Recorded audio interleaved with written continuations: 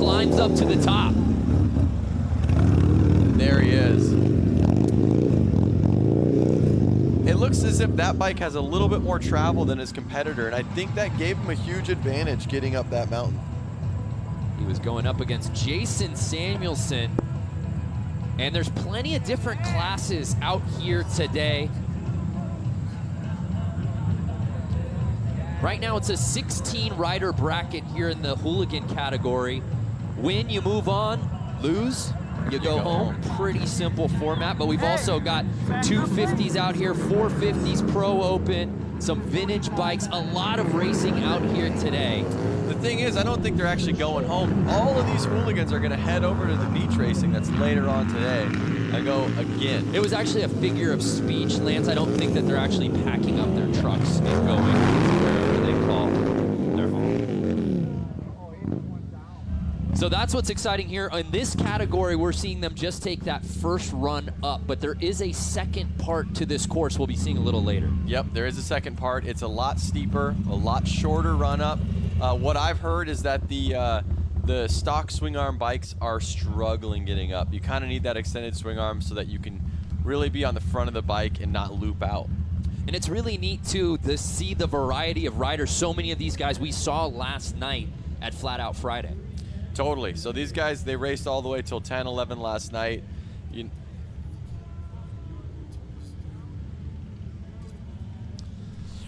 Well, it's not just Lance and I out here in the booth. The third member of our team, Diana Dahlgren, is fighting the conditions out on the course. Diana, how is it out there? You know what? The drizzle is starting to come down, so I'm actually going to go ahead and put my hood on. Hopefully it'll save me for a little bit.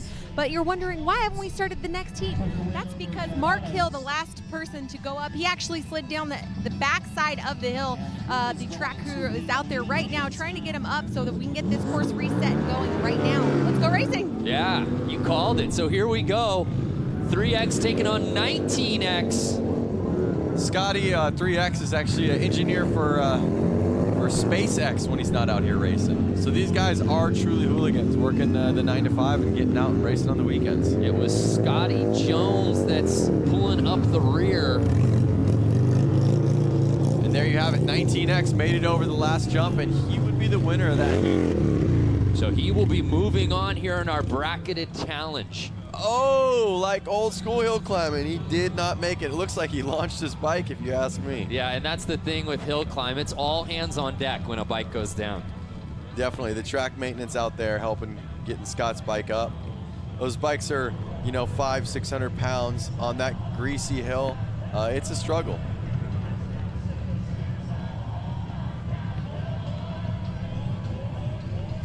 Guys, you know what? As the drizzle starts to come down, let's talk about these dirt conditions. I'm going to run you through this.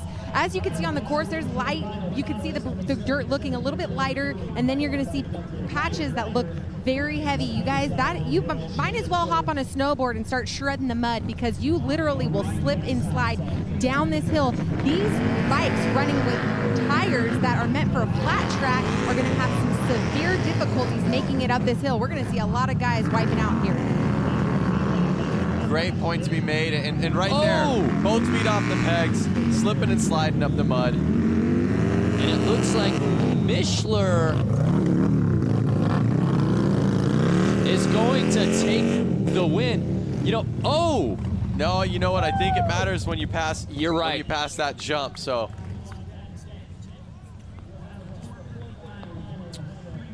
So as Diana said, you'd probably have better luck with the snowboard. Let's not look forget at that rain. that this is a snowboard ski resort here in Little Switzerland. We're about 30 minutes away from downtown Milwaukee, or as Alice Cooper calls it, Milwaukee. And it's been a wonderful weekend here of the 115th anniversary celebration. But now that rain you can start to see is really coming down.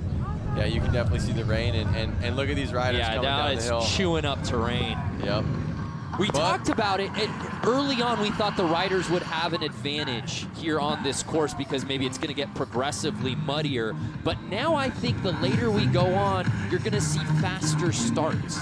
You are going to see faster starts. You're noticing there's some good lines kind of getting built up at the starting line.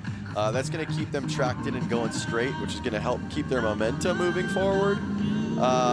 But you see this rain coming down, so I don't know how much that's going to affect the mud out there. So it's 19X getting the hole shot early, but now 45 making the pass. Oh, he's just on the gas. He didn't slow down one bit. So they both split the moguls, but it was 45 that takes the win. And Flaherty will be moving on. He made the all-white kid on a muddy day. He made that look easy. A little too easy, if you ask me, Brando. Well, let's take another look. So early on, 19X had it, and then Flaherty starts to make his move. It's really that launch that's really doing it, Brando, because if you notice, JJ did not hesitate over that second jump, which kept his momentum moving forward, which kept his traction up, and he was able to get right up that hill. Hey, Diana, I know you're out there right now. At least on screen, it looks like the rain is really starting to come down. Oh, yeah, it's really starting to come down. Umbrellas are out, hoods are on. Some of these racers are choosing to not start where the rut is. They're actually getting onto the grass top so that they can get better traction. So, I mean, you guys, with this downfall, we're about to see some carnage. Yeah, we are. So Hollis, 142, leaving no doubt about it. So Louders makes the pass and gets the win. Incredible, Lance.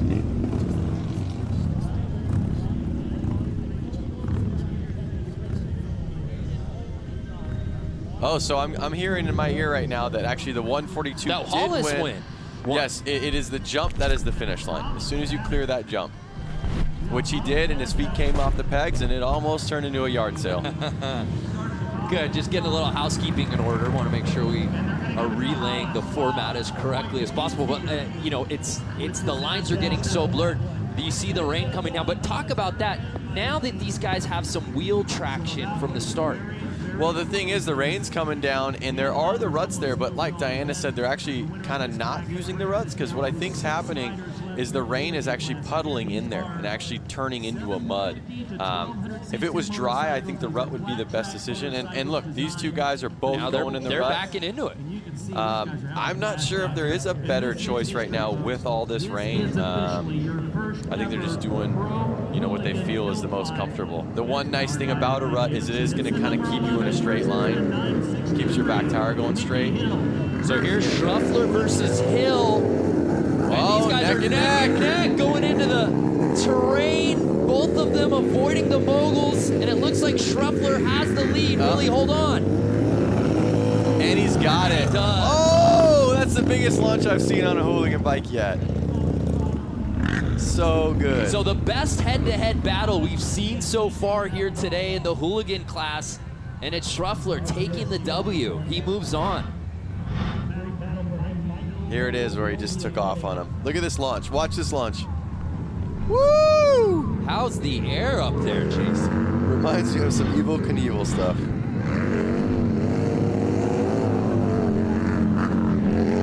JJ just launching that second jump. Having no problem with this course. He really looks like the one to beat in the hooligan class lanes. And you know what's surprising is his suspension. Oh, his suspension looks actually the lowest to the ground. But he does not hesitate to launch any of those jumps. And you can see that that second jump, he launches it, and that's really giving him the advantage against the other riders. I'm wondering who's going to pick that up or who's a little scared to take that on.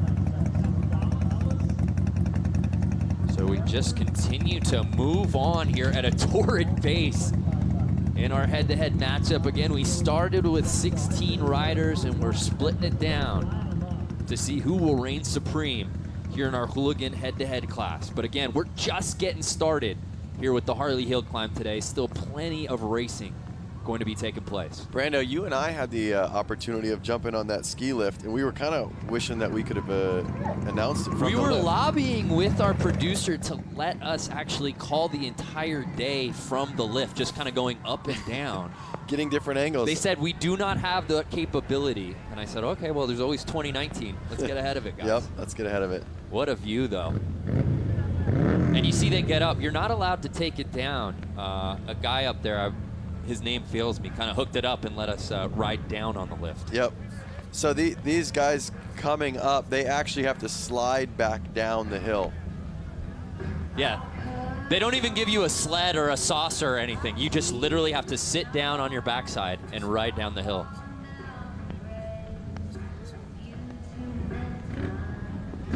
So now you see the fans really starting to storm here, little Switzerland. Yep. That's a great view right there. Look at the parking lot full. I'd like to be at that lodge right now. Thank God we took an Uber here. We wouldn't have been able to find a spot. Yep. I'd prefer a nice little chili bowl in that Uber, in the lodge. chalet? Yeah. You're a lodge guy, huh, at the resort? Thank you. Yeah. Look at all the ruts lined up right there. 1, 2, 3, 4, 5, 6 lines. So there you see Hollis on the right, 142. He laid this course to waste on his previous run. Watch this second jump. This really decides who's kind of winning. Yeah. And there we go, number 142 with the win.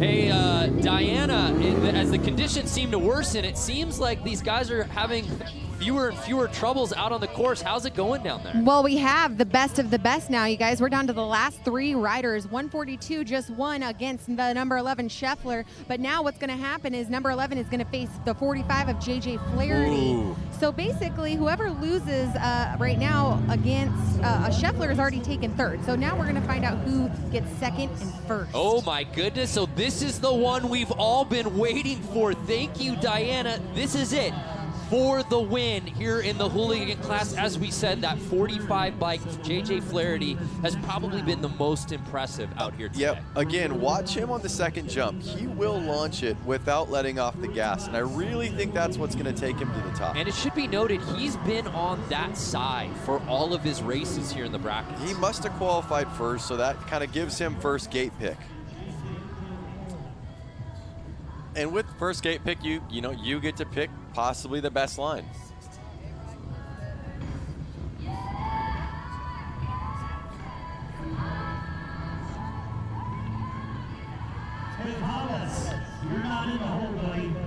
So with this, the winner will continue on. There you see 45 Flaherty and Hollis 142. Now notice Flaherty, he's actually wiping his goggles to try to be able to see. Now you see him shrugging his shoulders. What's going on here, Lance? Hollis was setting things up. Now he walks off the course. You know, I don't know. I'm up in the booth right now. There could be some complications. Does Diana know what's going on down there? Yeah, hey, Diana, are you seeing what we're seeing? Hollis now just getting off the starting line. Stand by, because I am trying to find out the details. Maybe he's just trying to take a more creative start to this course. Start a little further back, get a little more momentum on him. He's like, come on, that's not fair. But again, Flaherty, and you see how muddy. I'm dirty just watching this. How Flaherty in the full white kit seems to be squeaky clean still. Well, he's won all of his bracket heats. Right. He has not fallen. True. So virtually his feet are never really touching the mud until from the start to the finish. And he's not getting roosted. So, you know, that's how he's staying clean. Well, if you're just joining us, we welcome you to the Harley-Davidson 115th anniversary celebration live from the Harley Hill Climb. Diana Dahlgren, what's going on down there? Yeah, just getting an update from this scoring tent here. So 142, who was lined up, he just won that round. He actually needs to race in the next bracket. The loser of that round, which was the number 11 of Scheffler, he's coming over, going to line up right now. He's going against JJ Flaherty. Then the winner of this bracket goes on to race 142. Oh, okay. Nice. So for the gold. Wow. Okay, so Hollis said, guys, I'm already pre-qualified. Yeah. Don't make me go head-to-head against Flaherty right now. So now Flaherty has to, you know, work his arms out a little bit more, work his bike out a little bit more. I'm not sure if that's going to hurt him or not. The waiting game. Here we go. They're lining up, keep the bikes warm.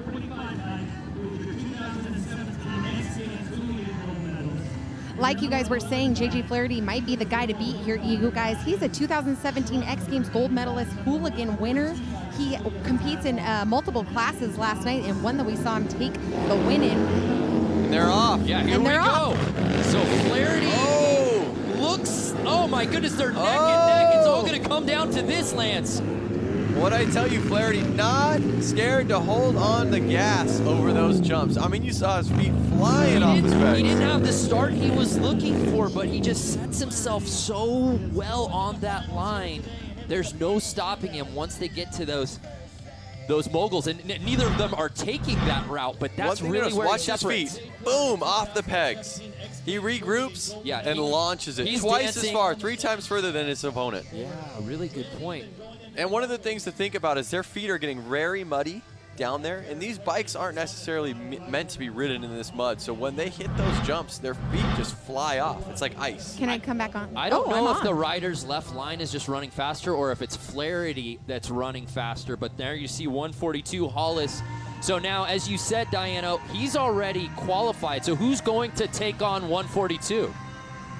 So this is Flaherty. So now Flaherty will be moving on, correct, Diana, to take on Hollis? Exactly. And then another thing to keep in mind, guys, is Flaherty is lined up on the left side of every single bracket he's just raced. He is now, 142 has just chosen the left side, which is his preference. So now he's moving to the right. I was just going to say that. Another thing to look at while you're looking at the starting line, their tires are now 4 to 6 inches deeper into the ground. So this could hold Flaherty back on this start. We'll see. Will Riders Right be Flaherty's kryptonite? We're going to find out right now. This is the battle we've been waiting for. Hollis v. Flaherty. As Diana said, Flaherty so accomplished a gold medal at X Games just a month ago. Can he win it right here at the Harley Hill Climb? Now Flaherty, like I said, his feet fell off the pegs last time. We'll see if he's going to remember that and try to hold on a little bit tighter for this setup tabletop jump. And let's see how much 142 launches that second jump, because I know he's seen Flaherty. Hollis has been watching JJ. Guaranteed. So let's see. Bike problems. No, not the time. I mean, these bikes have been put through the ringers racing up that hill. This is not the time you want to see any sort of concerns over the bike. No. And of course, Flaherty literally just finished his previous run. You know he's coming off adrenaline right now. Hey, let's get this thing going. Yeah, let's go, let's go, let's go. I mean, the runs are so short. I mean, what is it, maybe 20 seconds to get to the top? Oh, I don't, and Diana, it looks like Hollis is switching out bikes. Yes, so there is a rule. They are actually allowed to borrow a bike, so he had technical difficulty, couldn't get his bike running properly. He is now going to take over bike number 34, and he is getting the crowd going, you guys. And I know you can't see it right now. There are thousands of bikes in the parking lot, and this entire hill is lined with a crowd, and they are so excited to see this guy switch out his bike and see if he can take the win right now. Yeah, there's no shortage of bikes. If 34 didn't come up, I'm sure he could grab one from the parking lot. What a win it would be on a borrowed bike if he can do it right here against Flaherty. Here we go. Watch this first jump. Oh, feet off the pegs again. Oh, Flaherty getting a little squirrely. Oh. Hollis has the lead. Can Flaherty catch up? Notice Hollis launched the jump that time further than I've seen him do it all day. And Hollis on the borrowed bike takes the win. That's just an incredible story. What a moment. Mere seconds before the final race set to begin against JJ Flaherty, who we thought was the favorite to win this thing outright. Hollis has bike issues, has to borrow number 34, and wins it. Such an incredible deal. And to be the rider of the 34 bike down at the bottom, you got to be pretty proud knowing that your beast can make it up there. What a moment. And that's really what this hooligan circuit is all about, Lance. No, it's all about friendship. I mean, you saw them at the top high-fiving each other. They're both stoked they made it to the final round. They're both stoked they made it even to the top of the mountain. Yeah, absolutely. So it's Hollis with the win. Let's head down to Diana, who's with the man of the hour. Diana. Congratulations, the number 142, but he is on the 34 bike. He just took the win with a sudden change in the game plan. You went from 142 to 34 for the gold round. Yeah, I don't know what happened. The bike was running great for the last run, and then went to line it up, and it just won't fire at all. I don't know. It must be something electrical or something. Maybe something to do with the rain, because it was like the ignition was gone.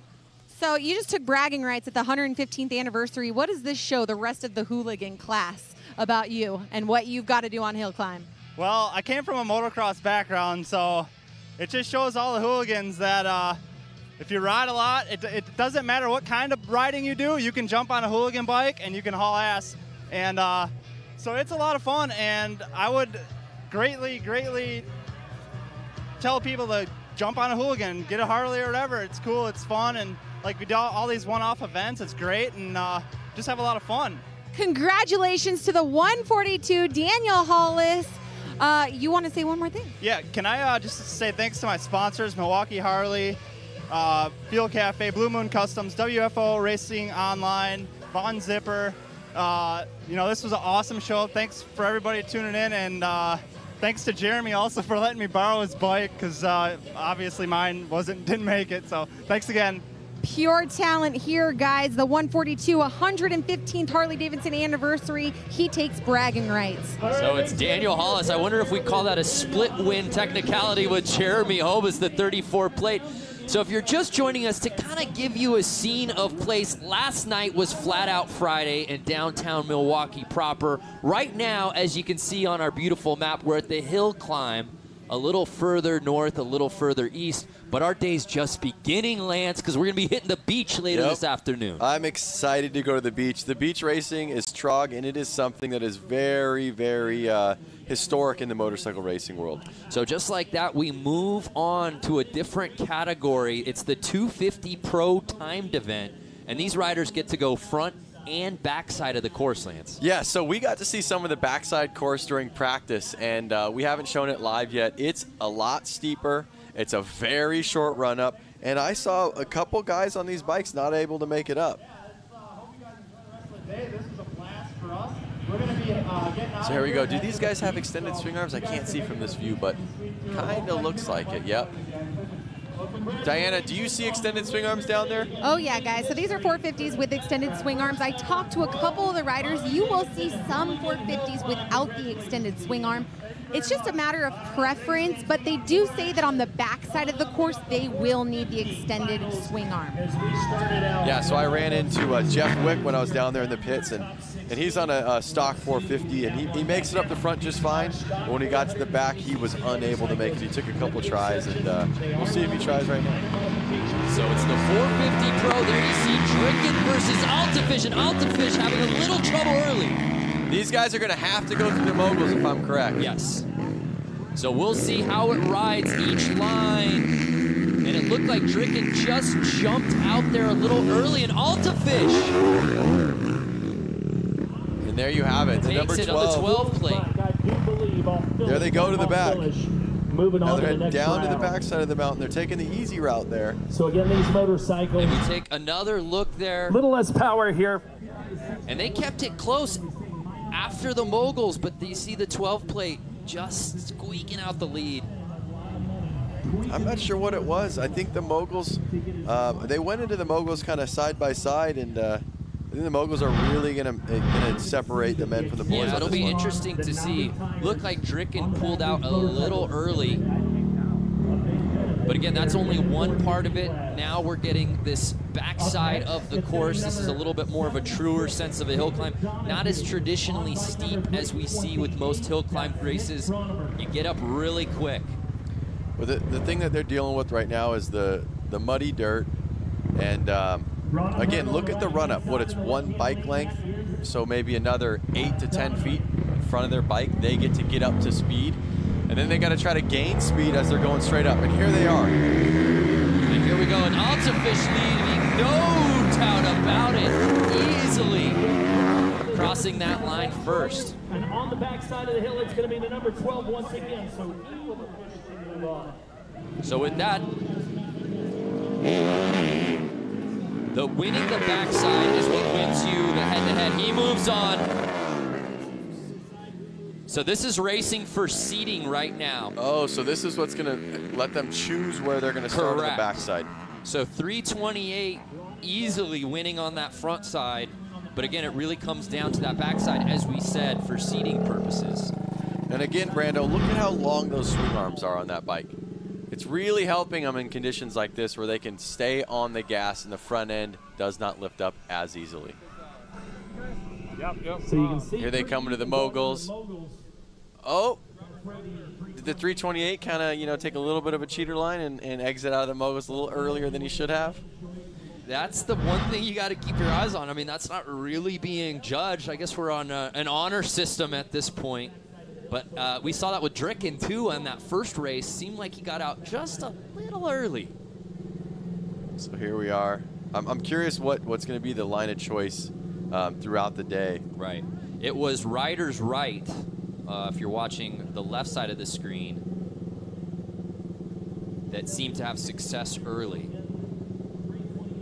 Yes, that is correct. And notice how long these bikes are. It's hard to even move them, and not to mention how wet it is out there.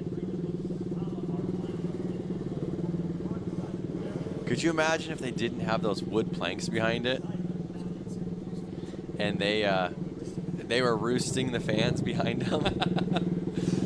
So this is what matters most when it comes to seating. This backside up the hill race. Welcome getting a little squirrely. And it's 328 taking it. But that thing was wide open. And it was David Brandenburg. Old school hill taking the climb. win in that one. With the paramedics helping 76 get up the hill. And now notice 76 was on a two-stroke. I wonder if that didn't help him getting up that hill. And just like that, we come back down to the bottom for the front side. Absolutely. So here we go. And we're off. It's going to be head to head. Let's watch him in these moguls right here. Ooh. Number 914, looking great. And it's Luke Sapala crossing the line first. He was going up against Nathan Preeb there on the 94 plate. Last year in Pro Hill Climb Racing, making Let's take another look. Devil's Staircase, Orgonia, Ohio, you see Sapala with a podium finish on that rider's left. Watch him in these moguls right here.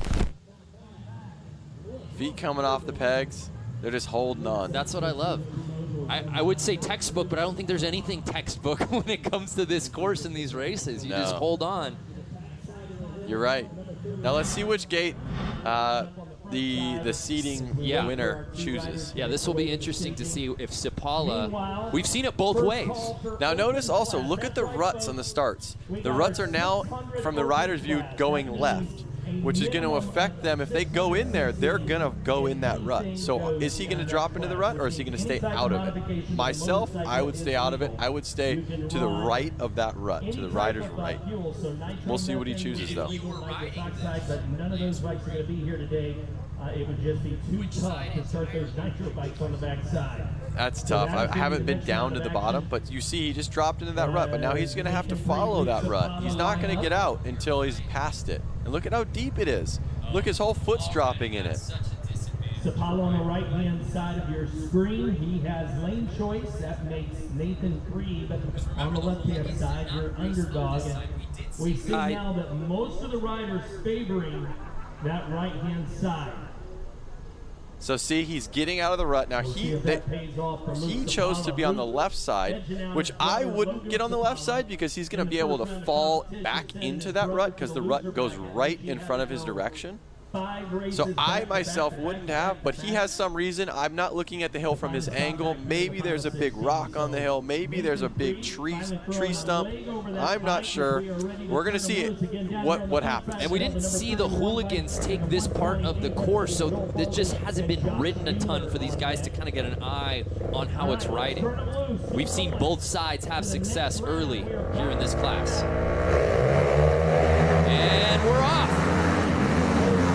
And again, Luke Sapala left no doubt on the front side and crushes that backside. He'll be moving on for seating purposes. You know, a lot that could be making these riders win or lose could be bike gearing. It could be, does he have maybe a big bore kit, a better exhaust system, something that's making his bike more powerful. So here's Mueller and Faldy. Notice the two-stroke taking the lead right there. That's an older Kawasaki, and you don't see those too often.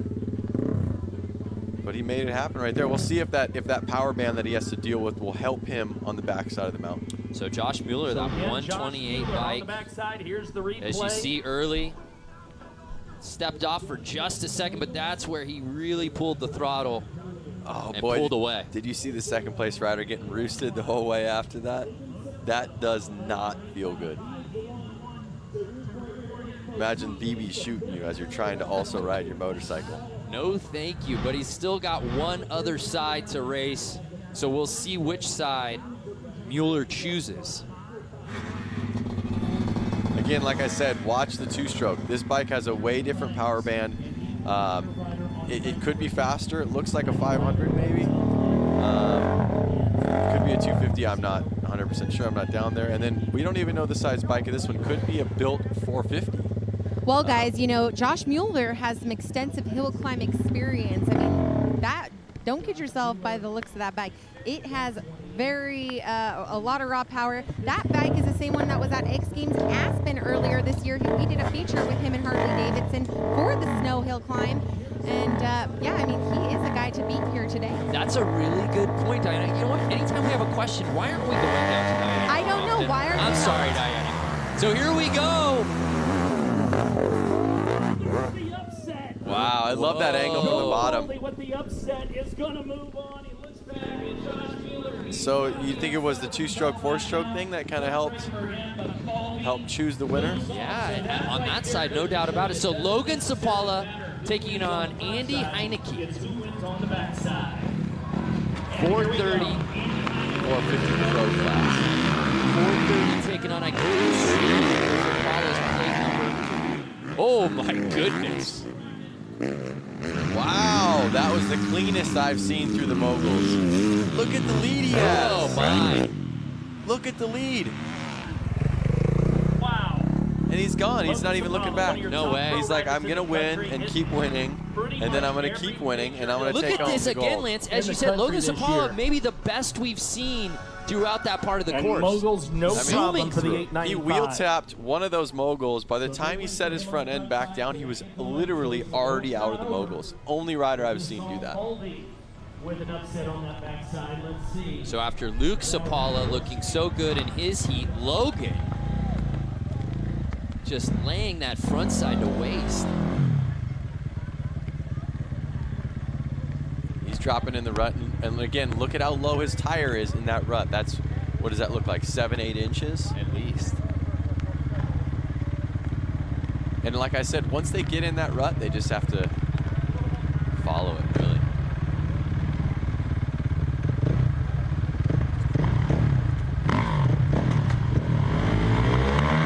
Guys, you know, we're celebrating 115 years of Harley-Davidson, and of course, with that comes the hill climb. You know, this has been being done for over 100 years. You guys got to check out the Harley-Davidson Facebook page after you're done watching us live here today. Check out some archives of the hill climb. It's pretty spectacular to see what these guys did years and years ago.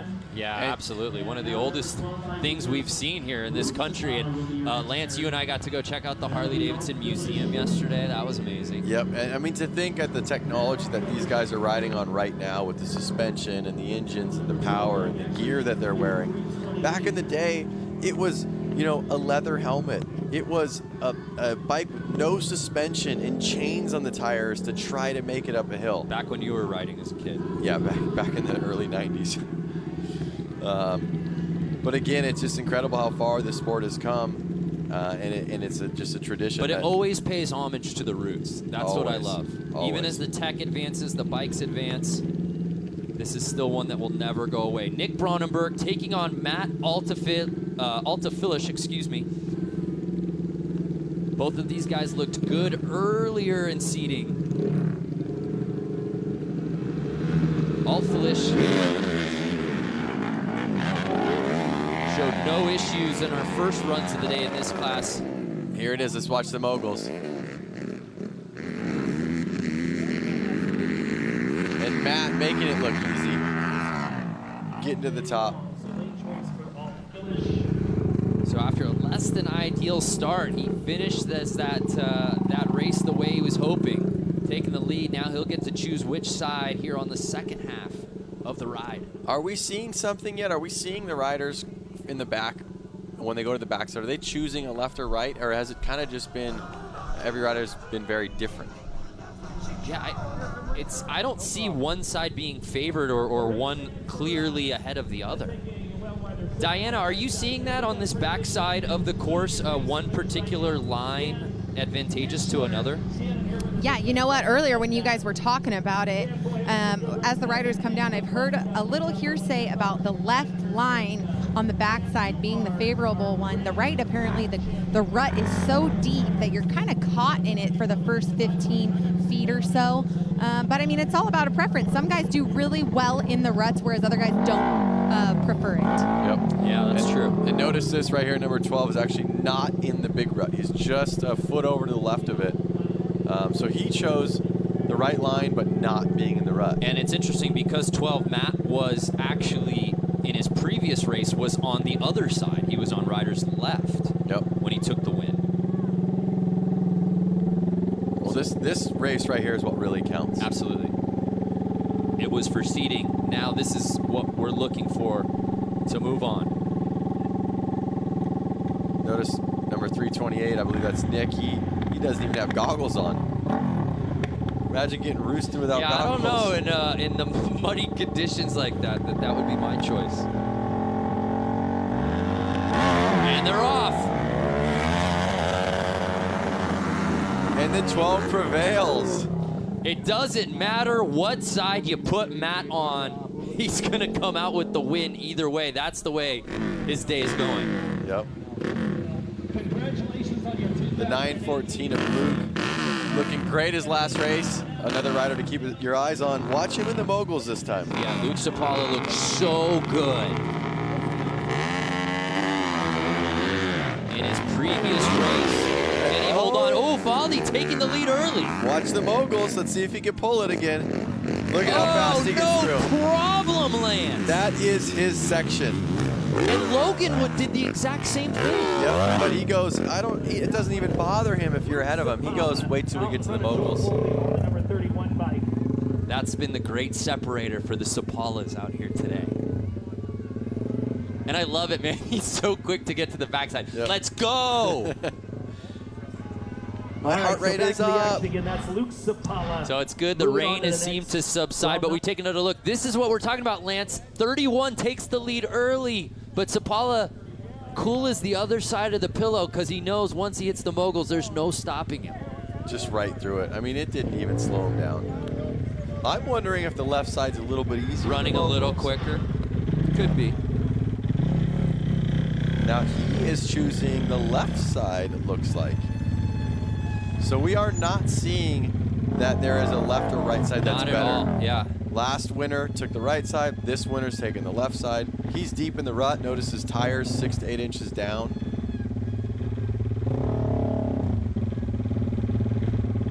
He's finding neutral right now. Let's see what gear they click into. Are they running this up in first or are they running this up in second? Looks like he's trying to get the neutral, but he just clicked up maybe second gear. Starting off in second on the gas. Yeah. They're just staying in second the whole time. Sapala easily taking the win there in second gear. And he moves on. So with that, Sapala moving on. Diana, how's the energy down there with these riders coming back down, riders lining up? Well, you know what? All I got to say is the umbrellas are popping out because the rain's coming back. And another thing to go over the bracket system. So it's going to be just like how we had with the hooligans. There's going to be two guys that go up against each other. The loser of that first round is going to race the second round. And then the winner of that round will go against the first round's winner. So a little trifecta. 3-2-1 round. It's tourney time out here.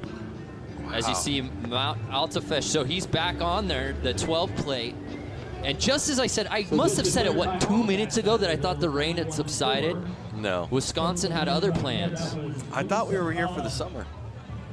It's Labor Day weekend.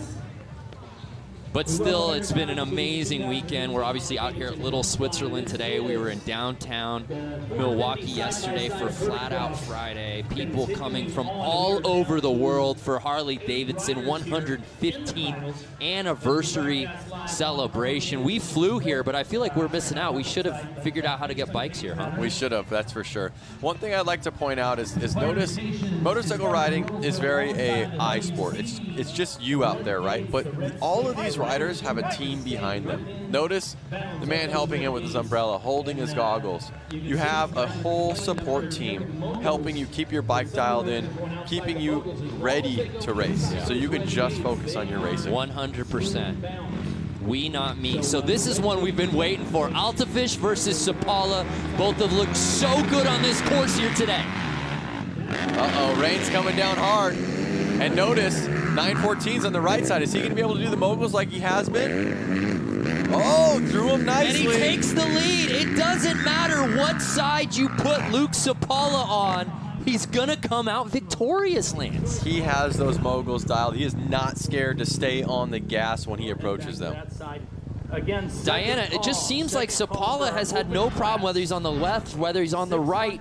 Even if he doesn't take the whole shot, it's all about the moguls where he seems to be taking the lead. Is that what it looks like down there? Well, the funny thing is, you just said without him getting the whole shot, that's exactly right. It looked like he got tripped up on his gear right off the start. So I was a little shocked when he took it through the wind, but the mogul section is definitely where he's going to capitalize on taking this front hill round.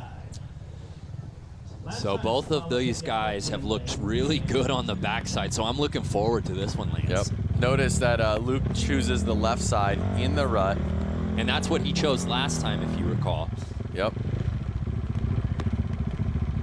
So he's in neutral right now. Notice the tether on his arm. That tether on his arm is an instant shutoff, so if he gets separated from the bike is not going to take off without him. Something that you would normally see on, let's say, a jet ski. You're gonna have a bad time. Yep. And here we go.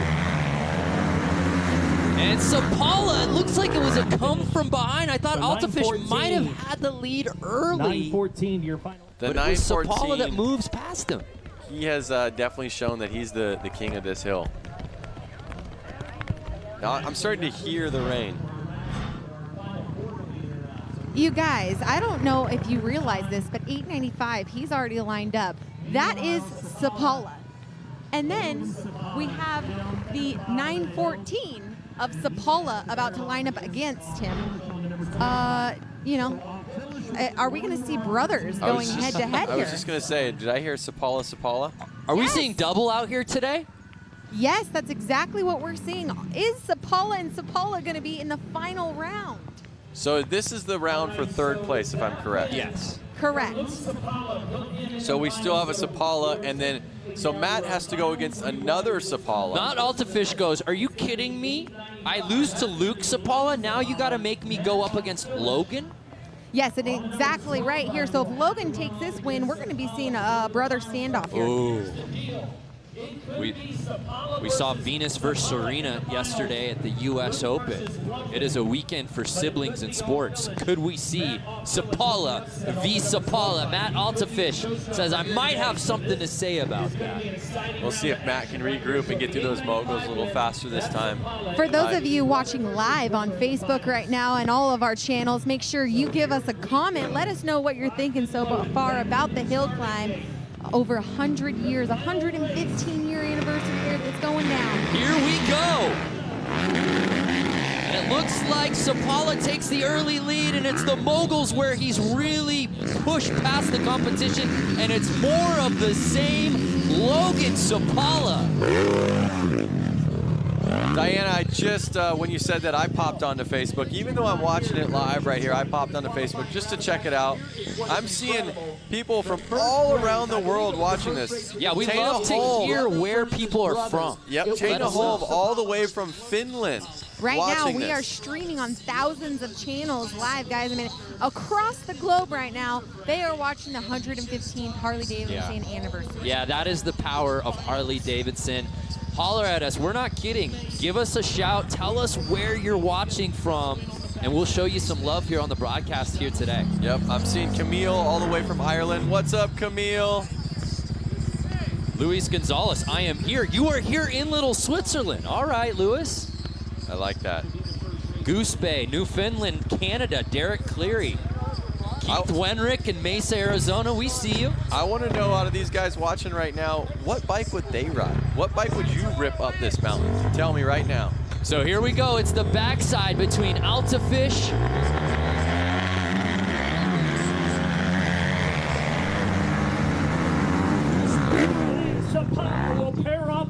and Logan Sapala.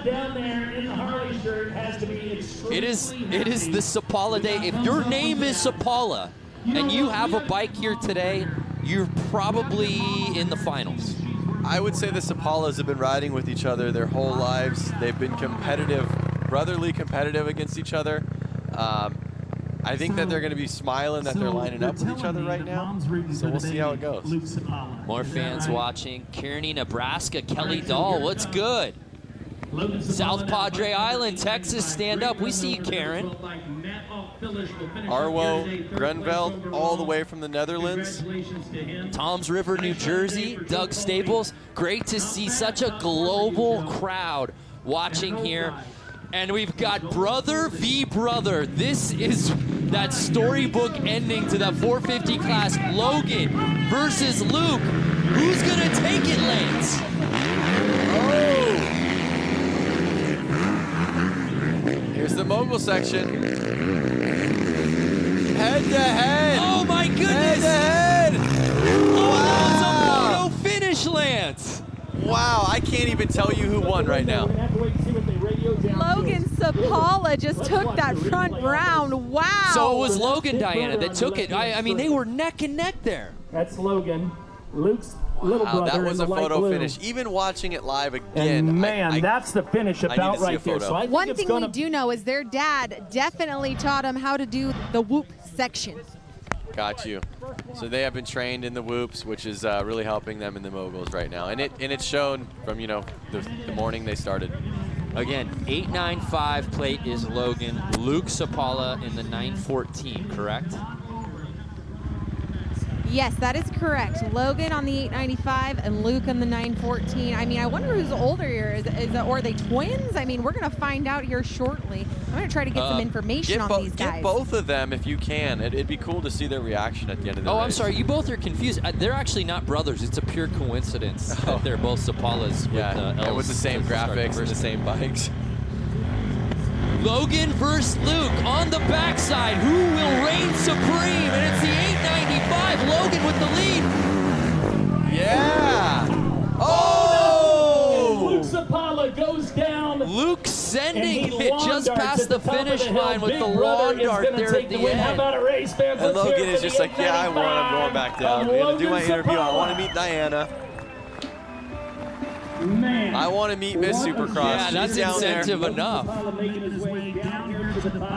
So it's Logan Sapala, but Luke made it interesting earlier. As you saw, Logan really had to round out that line, Luke. Let's go live coverage first. We'll try and get their audio. And of course, Luke had to go for style points there at the end. Well, let's head down to Diana, who's with our winner. Logan Sapala, the number 895. Wow, capitalizing off the mogul section. I keep calling it the whoop section. Amazing battle against your brother. It was a Sapala show off. Yeah.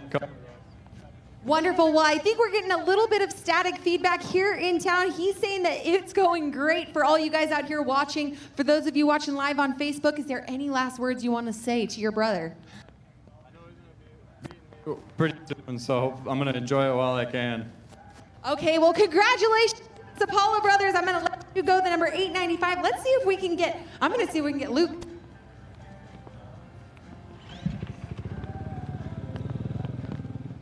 So Diana's hustling to get brother Luke.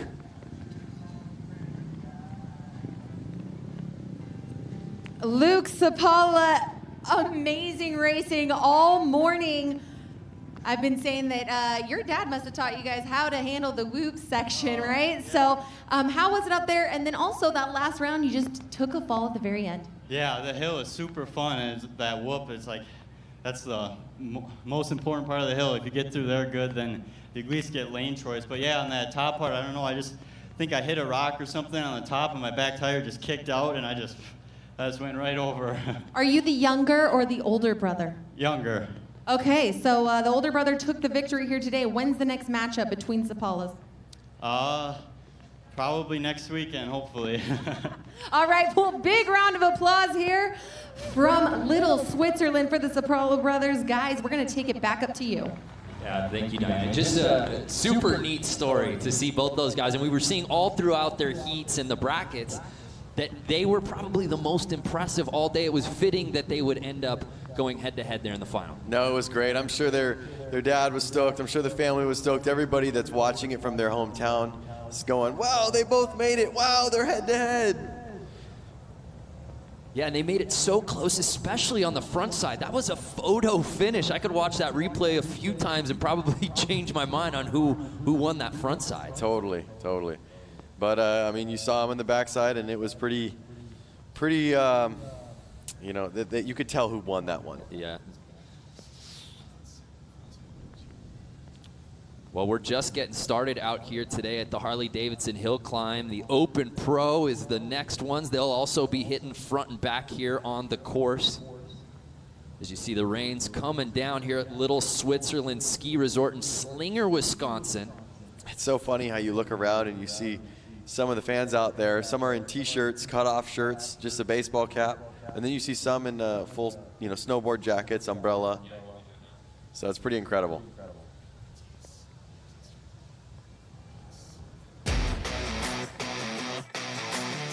Years ago, two men, William Harley and Arthur Davidson, had a simple idea: attach a motor to a bike. Little did they know that concept would give birth to a culture all its own. In celebration of an American icon, bikers have gathered from near and far to test themselves and the clock. Last night, spills and thrills ruled the oval during Flat Out Friday to begin this weekend's festivities on the shores of Lake Michigan. This morning, expect more as we go vertical. It's hill climb.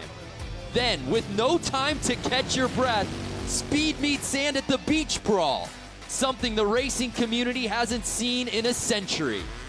So to borrow the immortal words of Steppenwolf, it's time to get your motor running for the Harley-Davidson 115th. What a day out here. Brandon Graham alongside X Games gold medalist Lance Corey, Diana Dahlgren out on the course. The Open Pro up next here at the Little Switzerland Ski Resort. We're just about 30 minutes away from downtown Milwaukee. Unlike the previous races where we're seeing head-to-head, this now our first category where we're seeing timed races.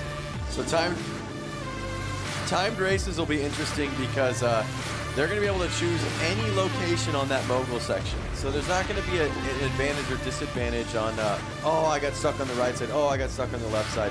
They're going to have a wide open course, no one roosting them. The course is all theirs. Take the front side, take the back side, and we figure out the times from there. Of course, the rain has steadily been coming down all day. And you know the guys who are racing in this category, that being the Open Pro, have been keeping an eye on, obviously, the hooligans earlier this morning in the 450 class. But for more on these guys and what's in store, let's head down to Diana. You guys, the rain has started to come down heavily. With that is going to be coming some very slippery mud here. It's sticking to everyone's boots, a couple inches worth on these tires. With the Pro class, you're going to see some studded tires. It's going to add traction so that they can get up this hill as fast as possible for these timed runs. Yeah, that's a really good point. We didn't see that in the previous classes with the studded tires. Now we're getting that out here today. Now it looks like it's a Sapala again. And I wonder if he put studded tires on his bike, or is he going to ride the same bike? Interesting. Logan Sapala, who took the win in the 450 class, just minutes ago is now getting timed in the Open Pro event. And again, if you're just joining us, thank you so much for watching.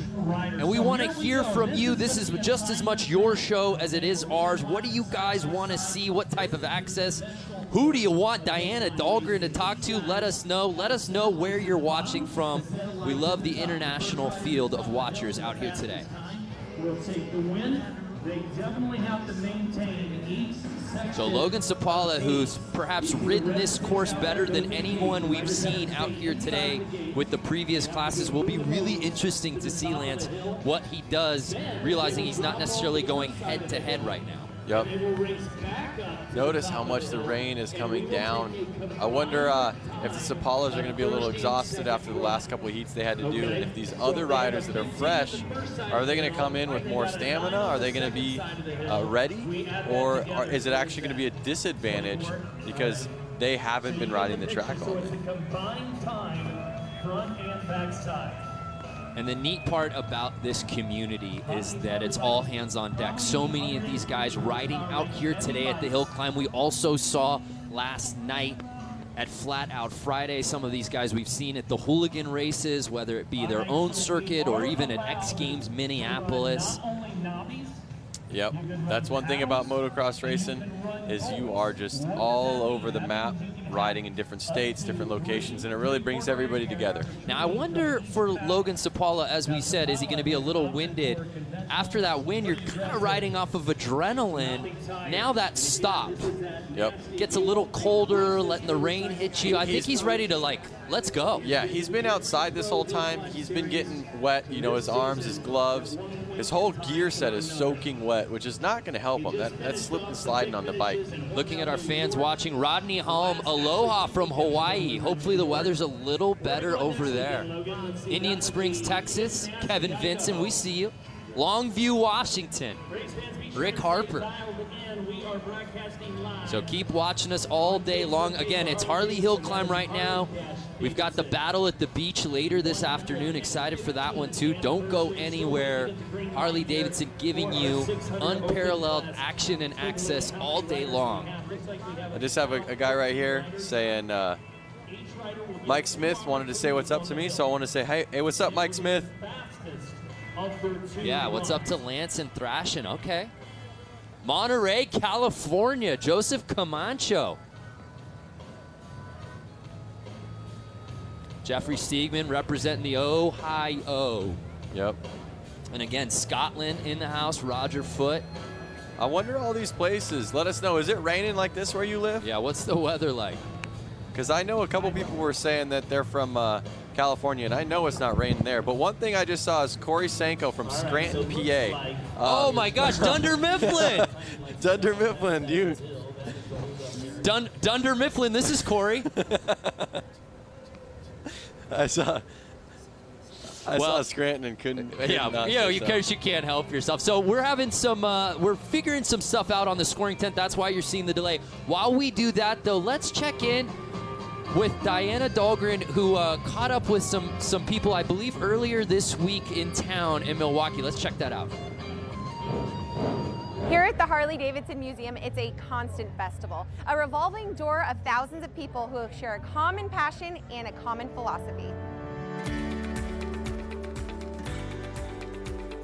I'm sure you get the same answer from everybody. Freedom, you're out there in the air. I mean, there's nothing inhibiting you, or you can feel the road, you can feel the wind. To be a biker, you have to be resilient and willing to be flexible. You have to have a sense of adventure to be able to enjoy Harleys like you're supposed to. To be a biker, you have to be free. It gives you the freedom to go out and do the things you want to do. Something you really have to do. It's not something you can explain, really. It's a part of just the whole camaraderie, the family. You get on one, you kind of forget what your problems are, you forget what you've done all day. It's just a matter of realizing what you've got and enjoying it. To be a biker, you have to be someone who loves to ride. I mean, that's the reason we do it. Something just kind of hits you here. It's just the rumble. I just love it. I get tears in my eyes thinking about this one. It's a way of life. It's something I've been doing for 52 years. And once you get on a bike, it's so free, it's just a freedom that it's hard to describe unless you do it. Freedom, camaraderie, way of life. There's no better way to describe it. Really cool that Diana was able to connect with some of the fans outside the museum. And we've seen it all weekend long, Lance. Everybody that we meet, it's just everyone's here for a reason, and they're all having the time of their lives. That's totally it. There's so many parties going on right now. There's parties at the museum, parties right here, parties all over town. We can't even get into our hotel lobby because it's blocked with bikes. Yep, streets are blocked off, bikes are parked everywhere. And there's so many people in the hotel that I actually got trapped in an elevator for more than 5 minutes.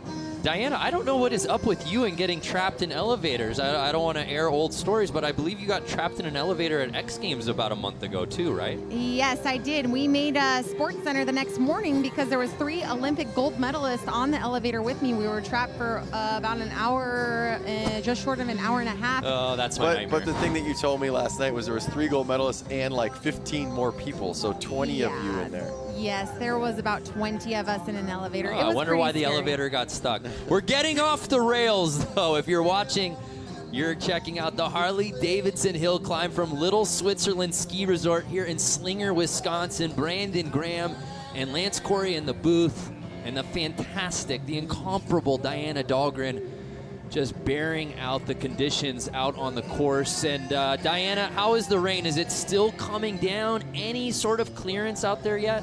No, guys, not yet, unfortunately. It's not pouring like it was, but there's a light drizzle coming down. It's going to make for some great racing out here. Like you guys said earlier, the 895 is currently lined up, ready to go for his timed run, but they are working on some technical issues we're having on the backside right now. But you know what? This is just a wonderful celebration. Like I said earlier, the parking lot has thousands of Harley-Davidsons. Loads of people have driven 30 miles north of downtown Milwaukee to come up here to check out the Harley-Davidson hill climb. And like we've been saying all morning long, is that this is a century-long event. This is what Harley-Davidson was built off of.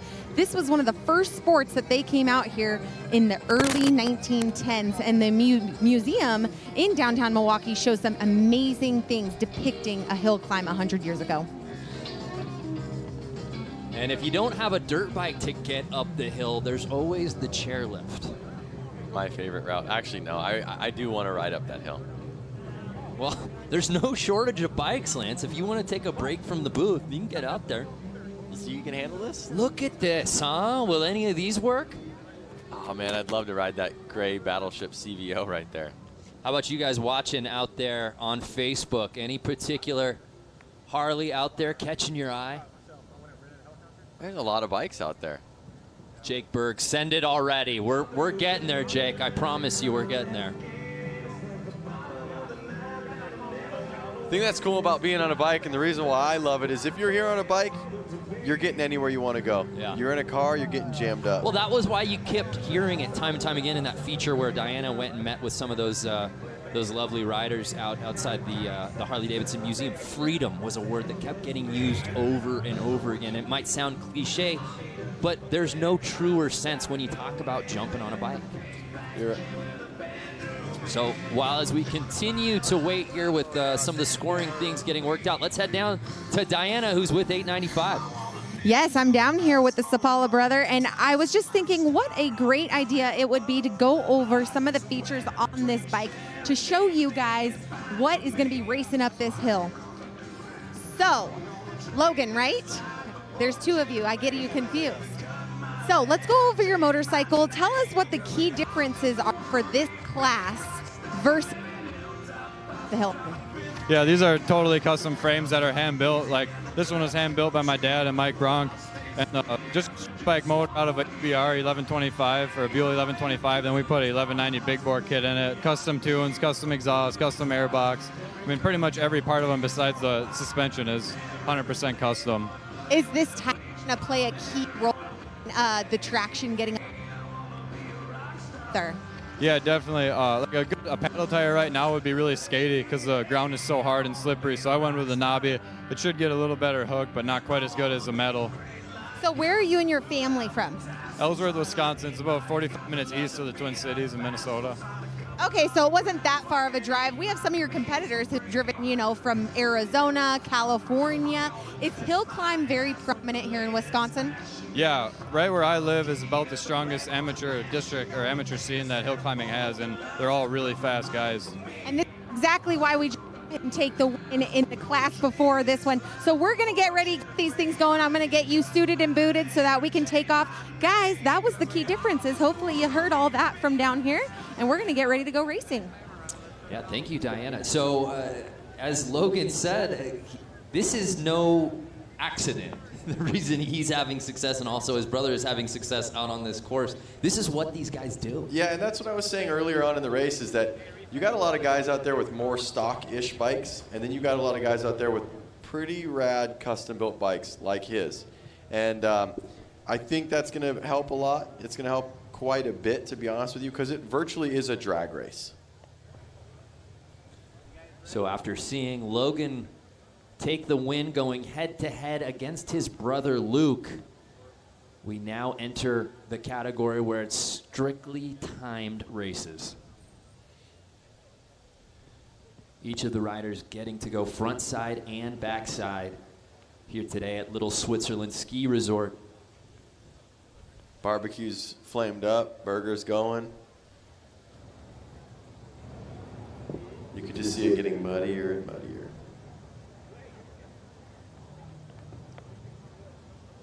Brando, what do you think? You think you can make it up the hill? No doubt about it, partner. Are you challenging me? Not a challenge, more just, you know. You know what? Here's what we're going to do. We don't have bikes. And while we wait for this, maybe we could put the headsets down. Why don't we just run up this thing? On our feet. No, I was thinking doing handstands up there. Yes, on our feet. Okay. I mean, it's a timed run. We don't even have to go head to head. I'll take the chairlift. That's your all right, here our bike started up. I think we're ready to roll. So after that wait, Logan Sapala ready to kick things off here in the Open Pro timed event. Oh, wait a second. This is a different bike than he was on before. You're right. Way louder. You hear that? Yeah, this thing's purring. And I know he just... And here he goes. He's had no problem with this course in the head-to-head. Will we see more of the same here in the timed portion? So he slows down quite a bit because it's such a powerful bike and the engine's probably so heavy that he didn't want to carry too much momentum into it. So a 13.589. So it's a combined time between the front and back side. He goes 13.589 on the front side. As you said, having to square this thing up and go right down the middle. Probably slower in the mogul section than we've seen him all day. Yep. Again, the thing is he's setting the mark right now. He's the first rider to set a time, so we're not even sure is a 13.5. Yeah, we have no idea to give sort of a frame of reference of what that means. But I think given Logan's prowess in hill climbs, his experience in this circuit, the fact that he's doing it right now, to me that feels like probably a pretty good leader of the clubhouse type of time.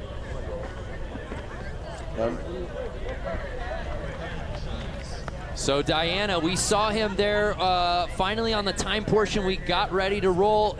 Is he on a different bike now, Diana? Oh yes, like we heard earlier when I was talking to him about his bike, this is a completely different bike built, I mean, from the nuts and bolts all the way up to the top of the engine. But this is our silver medalist from X-Games Aspen in the hill climb. Oh, that's right.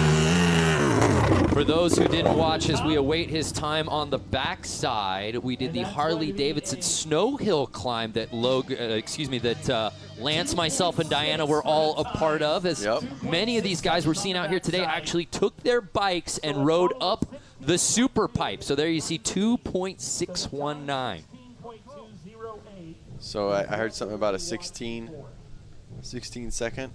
Yeah, so the combined run one score coming in time, a 16.208 for Logan Sapala. The bar officially set. So it's 127. Here's the mogul slowing down a little bit. Getting through him. Oh! And Lloyd Mueller getting hung up in the moguls and the bike goes down. Like traditional hill climb, they don't always make it to the top. You will get another crack at this. This is round one, but not the way you want to kick off your first attempt, especially in the timed portion. No, it's not. Your confidence goes a little bit further down, a little bit more nervous next round. So let's see where it goes wrong, Lance. He goes in and you notice his frame, he stalled. Yeah, he stalled. He stalled, and then his frame hit it and just wasn't gonna help. So he slowed down a little too much. Maybe he wasn't in a low enough gear. So the question I have is, this is obviously a throwaway, on the front side. When this occurs, do you even bother about the backside, or do you just wait for that second attempt? I would say that your time's already basically null and void, and really no point in wasting. You'd have to ride to the top, so no point wasting the energy getting there and having a time that doesn't really. Mueller's asking, well, can you just count my backside? I think that might be a pretty decent time to beat. Yeah. So here's Logan Peterson out of River Falls, Wisconsin. Again, Logan Sapala with that 16.28 combined time. Setting the mark. Is who is to beat early on. Now this bike looks a little bit more traditional. It does. Diana, from where you are, can you see what kind of bike that is? Yeah, I mean, it is customized, guys. The engine does look different than what the Kawasaki. That definitely does not look like a stock 450 Kawasaki motor. Huge swing arm. I mean, fender in the rear. I mean, and I don't know if you guys can hear it from where you're at, but this motor is very deep in sound and very unique. Just as you started to talk, it sounds like you started it up and you can hear it. And now that we're getting a closer look at it, yes, that is definitely a bigger engine, definitely a long swing arm. See, you're getting a good view down there. Yes, I am. You guys are missing out on all the fun down here. Yeah, Diana, I don't know why you're complaining about the conditions. You have the best seat in the house. You guys, I've been snowboarding on the mud the whole day. Mudboarding. Mudboarding. Looks like the rain's calmed down a little bit. I don't see it in the screen as much. How is it for you down there? Yeah, there is still a light drizzle coming down, but you know what? You guys are in a nice, comfy area watching the races here, and then so is everyone else that's watching us right now. They're on Facebook Live watching the hundreds and hundreds of channels we're streaming live on right now through Harley-Davidson. It's the 115th anniversary. It's a very special weekend. This weekend only happens once every 5 years, where we celebrate the birthday of Harley-Davidson. So a huge shout out for HD for having us out here and all these people here to watch. It's just an amazing weekend so far. 100%. Again, if you're just joining us, we want to hear from you. Now notice he went to the backside of the hill, so he is going to hit the backside. I'm not sure if he took the chairlift up there. So Mueller is taking the backside. Okay, so interesting. I will say we'll get to the competitors list eventually, but it is truly a family affair out here in this pro open time class. So I'm not sure how they're going to score that, if he's doing it just for practice so that when he comes around again. So I am getting note right now from our scoring and research department. They are giving him a run one time of 60 seconds. So even though he will get another chance, in order to complete this backside, basically if you do not finish that front side run, for whatever reason you drop the bike or can't complete it, you're getting a 60 seconds. So now you're tacking on to 60 seconds on that backside. That's what's going on with Mueller. That makes sense, because if another rider doesn't make it up, there's something to kind of judge in who's actually getting last place. So we've got 2 Muellers out here today, 2 Louders, and 3 Sapalas racing in this list. He had a misshift right there. And he's off. Nice run. I'm not sure. Oh, they gave him a 2.7. So 2.7. Now remember, Logan Sapala put down a 2.619 on the backside. So he's a little bit behind right now. Logan obviously setting a pretty high standard. So with that 60 automatic on the front end, that gives him a total combined run time of 62.792. But we move on to Logan Peterson in the number 16 bike. Switzerland Ski Resort, the epicenter for hill climb racing today. And I'll tell you, I love the rain. It just, man, it just feels good out here. AJ Harnack, less talking, more riding. Say no more, AJ. We're just going to lay out. Mark Peeler, what's up from North Carolina? I'm liking seeing these happy birthday comments. Medina saying happy birthday. Zandra saying happy birthday. Definitely happy birthday to Harley-Davidson. Can you imagine starting a brand and leaving a legacy like this for 115 years, and it's going to keep going? Such a heritage brand. We were talking about it off air yesterday. He's off. Here we go. Logan Peterson on his first run. Here's the moguls. Let's see how he does. He gets through him though. Back on the gas. So we'll see what that front end time comes in for the 16 bike Logan Peterson. And it's a 17.279, I'm being told. As Kirk Mueller lines up out of So a little more than a second slower than what we saw out of Logan Sapala. And you know what's kind of cool is the diversity of motorcycles that you see out here. Michael Crowell, hello from sunny SoCal. We'll be there soon. Hey, Terje Martinson, hello from Norway. What's up? So now he's walking the bike down. It's getting so muddy down there that he's feeling more confident, you know, pushing it down. So a 17.279 on the front side. That's going to put him quite a bit behind Logan. Already, that's 4 seconds slower than what Logan did on the front side. That's actually slower than Logan's combined run time. Yep. And he's still got another side to go. Hey guys, I'm not sure what this, I'm gonna actually end up finding out about it, but there are charge up stations down here next to all these bikes, and when 16 was about to take off earlier, it looked like his dad was giving the bike a charge, possibly to start it. Lance, would you know anything about that? Yeah, so these engines are so powerful, that so big that they don't have kick starts on them, and I believe they also don't have electric starts. So they actually need a machine that'll come up and start the bike for them. And you can see one right there on a dolly, that red dolly. That actually starts their bike up for him. So I think that right now he's a little worried. He doesn't want his bike to stall. Otherwise, he could be kind of stuck at the bottom of that mountain without that starter that you're talking about. Yes, that's exactly what I was seeing. Okay, great. So yes, his dad did just start him up down here. And like you just said, they are going to want to avoid that for any kind of race delays as the rain starts to absolutely pour down here. I was just going to say, it's really coming down now. Look at the tires caked with mud. They look like mud balloon tires right now. And again, that rut's even deeper than it's ever been. And the 16 bike, Logan Peterson on the backside. Yeah, I guess making it to the top. 3.454. Add that up, we'll get a, I should just pull my calculator. Yeah, I was told there would be no math. So that comes out to a 20.738. So still Logan Sapala, leader of the clubhouse. Keep those comments coming. But the 49 by Kirk Mueller launches it right through the, oh! No! Tank slapping. So he gets through the moguls and then gets squirrely right out of the exit. Let's see how that did on his time, but I will tell you what, he was not scared going into the moguls. 15 seconds to get up the hill. Again. Logan Sapala still leading that 13.589 on that front end. No one's been able to touch him there. Kirk Mueller could have made it interesting had he not had trouble out of the mogul section.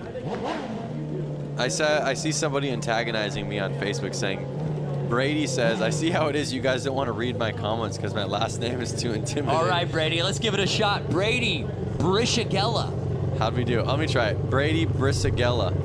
Who did Shout it out better? guys from Australia, Adam Newton. Seen a lot of people watching from Michigan. Love that. Pittsburgh, PA. Trisha, what's good? Keep the comments coming all day long. We're going to be giving you action from the hill and, of course, from the beach a little later this afternoon. Lance and I are really excited to get out there. Definitely. I want to see some comments. I want some questions. Ask us about some answers that we really do. So here's Mueller on the backside, and he shows no problem there, getting up real quick.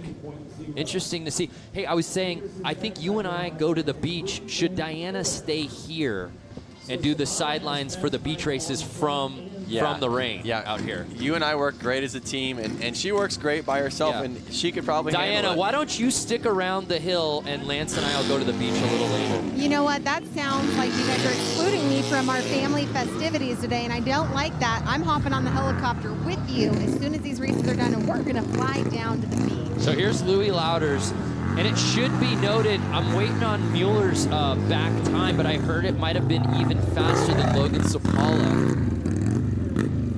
Louders right there. He took it very mellow through the moguls. His bike, you could tell it was fast. He was hauling butt going up, but as soon as he got to those moguls, it definitely slowed him down. Check it out right here.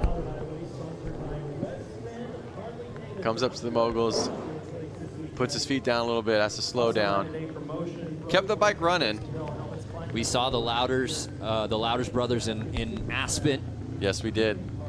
The X Games Aspen back in late January. They're at a West Bend Harley-Davidson, which is actually a local Harley shop to the area. Rich Luciano, my 5 wives and 23 kids in Utah love this.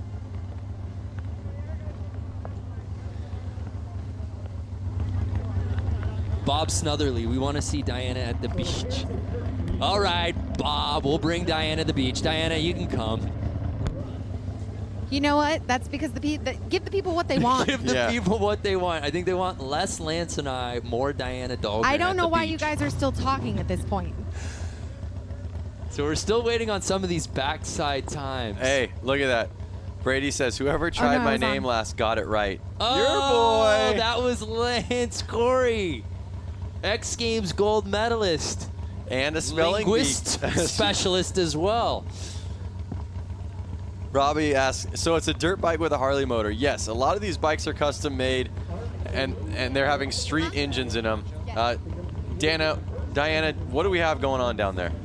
You know what? There's a lot of things happening down here. What I will tell you is happening right now is that people are running into the chalet to get out of the rain, and then if they don't have, most people though are throwing on ponchos, and actually guys, that's what I'm getting on. Next time you're gonna see me, I'm gonna have a Harley-Davidson poncho on because it's just pouring down here. Charles Anderson, first time watcher, long time Harley rider. Love to hear that. Welcome, Charles. And Latowers makes it up there without a huckabuck, making it look easy. Let's see what his time is. 3.62 on the back end. So again, Logan Sapala is still leading with the combined run times, and that's what matters most, that 16.206.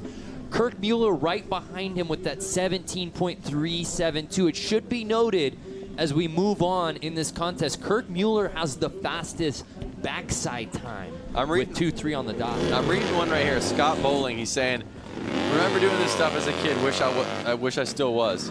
We had a rider last night, 78 years old, win his class in the flat track races. Yeah, I saw that guy. That was amazing. He looked just like Regis Philbin. It's never too late, people. It's never too late. So here's Luke Sapala, much like brother Logan, having no issue with the front side. His time coming in 15.085. Watch this again. Watch him through the moguls. Yeah. He was crushing the moguls on his 450. So the younger of the Sapala brothers, who lost to his brother in the previous class final. Luke on a Harley-Davidson some ground. on 914. So 15.0. Brady's local. Brady's saying he might have to stop by and say what's up. Brady, come on through. I see some people asking what size Harley-Davidson engine is it. There's a variety out there. I have seen some 80-inch Evos. I've seen, this is a Sportster engine right here. 1200 cc's, but these bikes are built. You can hear them. They are definitely fast. I'm not sure what they have them, you know, built up to, but 1200 plus cc's, that is for sure. And you can imagine they were just on 450 cc's, so over double the power. Dylan McClellan. Hey guys, it's a nice 90 degrees here in Florida. All right. Dylan, you don't have to rub it in. On that Harley, a time So Luke Sapala really picking up where he left off in the previous class. That backside time actually beating older brother, a 2.391. Still a second slower, though, when you combine his front time score. But again, the Sapalas really the ones to watch. And there you see the rain coming down. We move on, though. Dan Louders. Oh! Just like old school hill climb. All or nothing right there with Dan Louders. And Dan got shook. Let's hope that Dan's all right. I can see that he's breathing, and I think he's just laying there in awe. Yeah, I no think he might be, on. No, let's watch this right here. Oh. Oh. Yeah, he goes. Definitely got the wind knocked out of him right there. Down hard on the wrists, and hopefully he's just mud angeling down there. He's up on his feet. That's good to see. So right there, Dan's got a Evo Harley-Davidson engine in it. Something that was built more in the 90s. But I have seen that bike, and it is definitely built. Woo! That bike took him for a ride. Lonnie Richter, the brothers own the hill today. Yeah, there's no doubt about that. Sapala's looking so good out here. So with that, of course, Louders unable to finish the front side. He'll get that 60 seconds automatically tacked on for his front end run time, and he'll get a crack at that backside. Hill support right there to get Dan off the mountain. You can see their shirts starting to soak. Look at the tire covered in that mud. Just caked that back tire, my goodness. So he's riding, it looks like he's riding down, Lance. Yeah, I wonder if he's not going to make it to the top this time. He got the wind knocked out of him. He hit the ground pretty hard. Love from Italy, ciao. What's up, Fabrizio? Come on.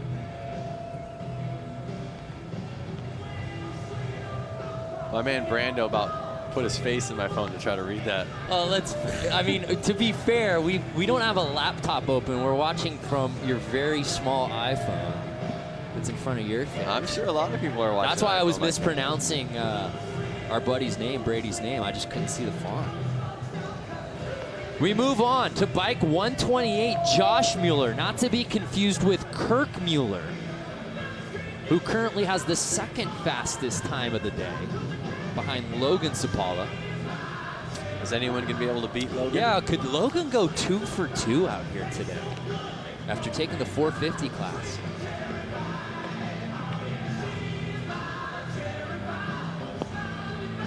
Joello Olivio, guys, come to Puerto Rico.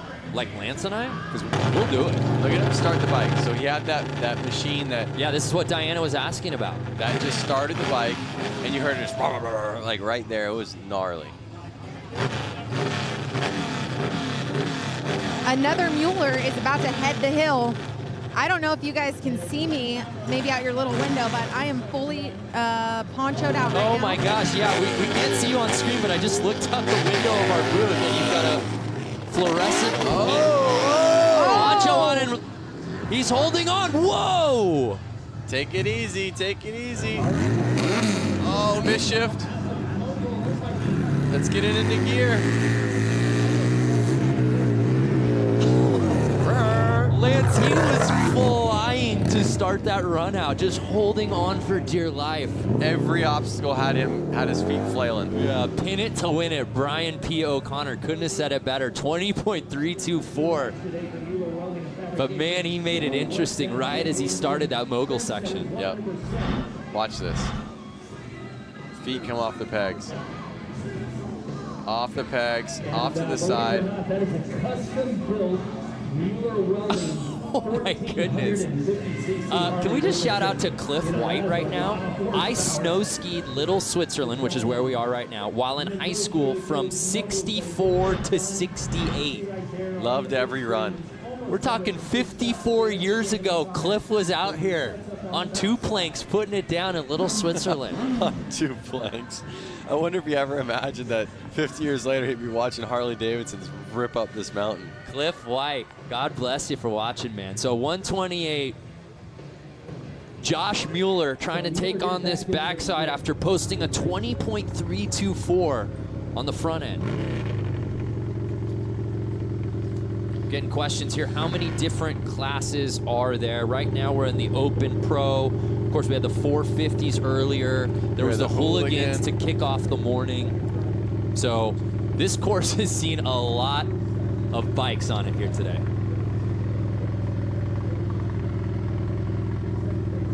And now we're seeing with every bike on this backside is going to need a little assistance getting into place.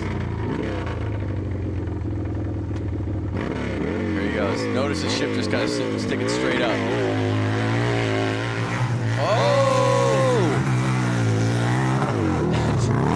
Opted for a little bit more of the scenic route as he goes left, but is able to hold on. That's the ruts actually kind of pushing him to the side, so he must have dropped into somebody else's rut that he wasn't ready for. Kind of bucked his bike out. He stayed on the bike though, stayed on the gas, and he made it to the top. So I know that slowed him down quite a bit though. Yeah, so still a decent combined score for Josh Mueller, 24.109. Again though, Logan Sapala still in the lead. Now notice this bike right here. It's kind of a morph between a sport bike and a dirt bike.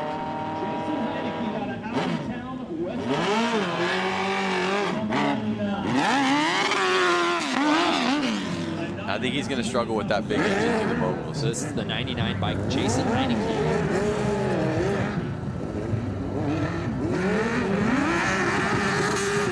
Looks like he kind of went around it, but he might have still been in the cones. Oh, he's just slide. Yeah, he's having his struggles on the front side. Just lays it down past the finish line. That's going to be a heavy bike to lift up with that grease. Cody. So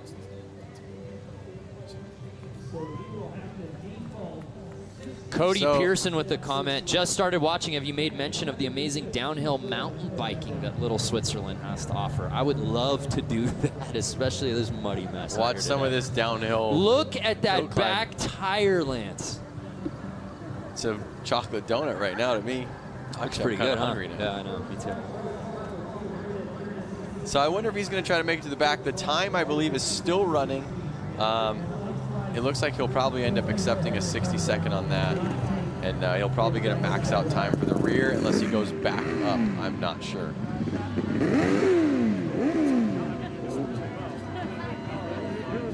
Yeah. So Heineke will hold on to the 60, and he's actually getting it on, I'm being told now, the backside as well. So by electing not to go backside, it's similar to front. Oh, it now is. I'm being told that he is. So he can take the chairlift up, Brando. Bring his bike up. Yeah, bring the bike up. Like a downhill mountain bike. Like a mountain bike. Yeah. All right, looks like he's taking the other side. I said, hey, give me a run with no moguls. I got no problem with it. Yep. You guys, as Jason just passed me heading back up the hill to go to the backside, his tire is nearly flat. So I'm not sure if that's from, you know, jumping these jumps with how heavy their bikes are, or if he let the air out of the tire because he'll be able to get more traction with how slippery it is currently. Well, one of the things you're saying about that is they definitely let the air out of their tires to get more traction. Right. You are correct, but when you let that much air out of your tires, you have a higher risk of pinching your tube and having your tire go flat. So it doesn't help sometimes in situations like this. If he hits a sharp edge, and he could have gone flat, I'm not sure. Yeah, the tire is nearly flat. I mean, there was barely any air in it. So as we move on to the next racer, number 60, I mean, his tire is not looking anywhere near Jason's. Yeah, Jason, we'll see how he does here. He definitely was not getting the traction unit at the front. But was that because of all the jumps and the moguls? And there you see Dan Dricken on the front side, the 60 plate. And if you're just joining us, thank you so much for watching. It's the Harley Hill Climb as part of the Harley-Davidson 115th anniversary celebration, coming to you from Little Switzerland Ski Resort. Just about 30-minute drive from downtown Milwaukee.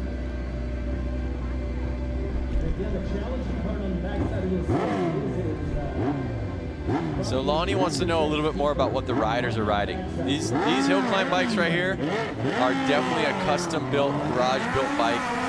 You're seeing a lot of sport bike, a lot of hard. Oh! Out over the top. Look at Super that! fans through the timing lights. So he just launched it. He said this time, I'm making it to the top. I'm getting the time. Heineke letting it fly like it's Pastrana throwing his bike into the bay. Yep. Amazingly enough, though, Lance, that time coming in at under 3 seconds. So actually a pretty solid backside score nonetheless. Yep. Well, like I was saying before, I wanted to talk about the bikes. We had a lot of people asking about them. Well, go ahead. These are definitely homemade bikes. And this looks like they're morphing dirt bikes. And this bike right here that we're watching is a Harley-Davidson engine. They want bikes with more power than you've ever seen on a dirt bike, longer than a dirt bike. They're trying to get a long wheelbase with suspension of a dirt bike so that they can get up through these obstacles. So it's really a morph, and they're making stuff to kind of get up the best they can. So 99 getting out of the way, opening it up for Dan Dricken, ready to drop in for his first run out here today. So he's ripping up there with a Sportster engine. See how he gets through those moguls. Look how long that swing arm is. Oh, just fine.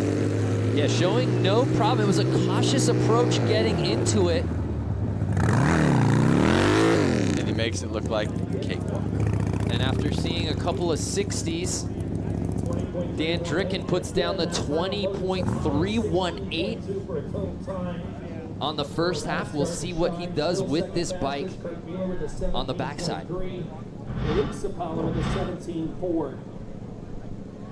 Watch him through the moguls. He's very cautious. It's getting slippery out there.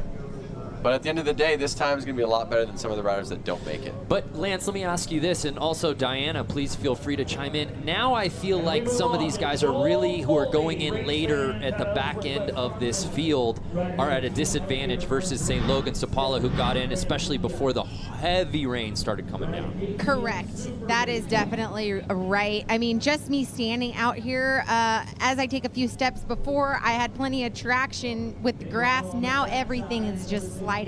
And the course is going to be the same exact way, especially with all the lines running through it. Really, Logan has a complete advantage here, as well as Luke, because they ran in the class before. They already have a complete feel of what it's like. And, I mean, I don't really see anyone else here on the course having as much of an advantage as them. Yeah, no coincidence that Logan Sapala was the first guy to ride in this class and still has the fastest time. I don't want to take anything away from Logan. He obviously won the 450 class and has looked so good all day long here in Little Switzerland. Well, but these he obviously had an advantage. These guys were having qualifiers earlier on in the day, and I'm sure he seeded himself to have the first lineup.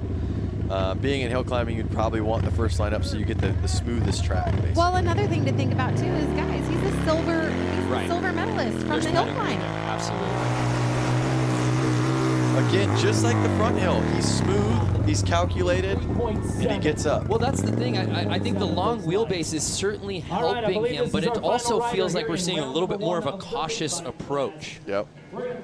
Hey, slow and steady wins the race. So Dan Dricken, after posting that 20.318 on the front side, puts down a 3.175. And here's Joel Faldy. Here come the moguls. Hesitant, but gets through them. Back on the gas.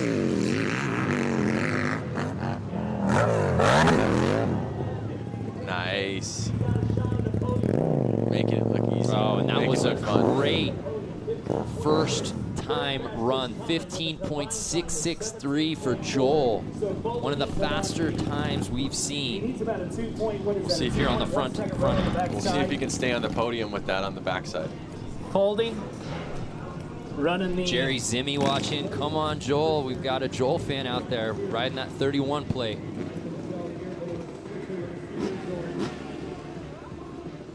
You saw that bike often lift, just inching that front wheel off the ground with how much power it had.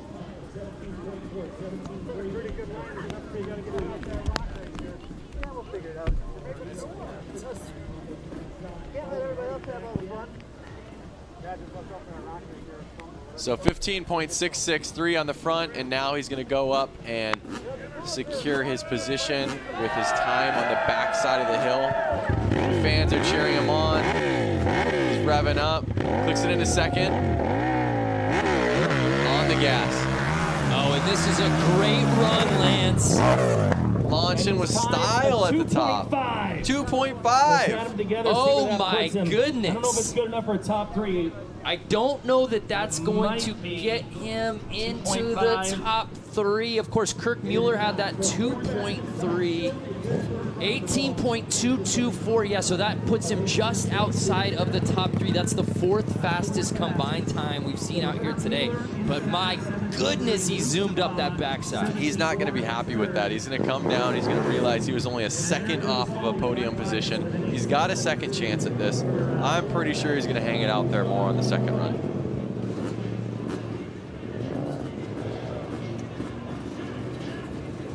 So we switched over to the 250 Pro class. As you can see, that's a 250 dirt bike right there. And this is Logan Peterson going in for the first run.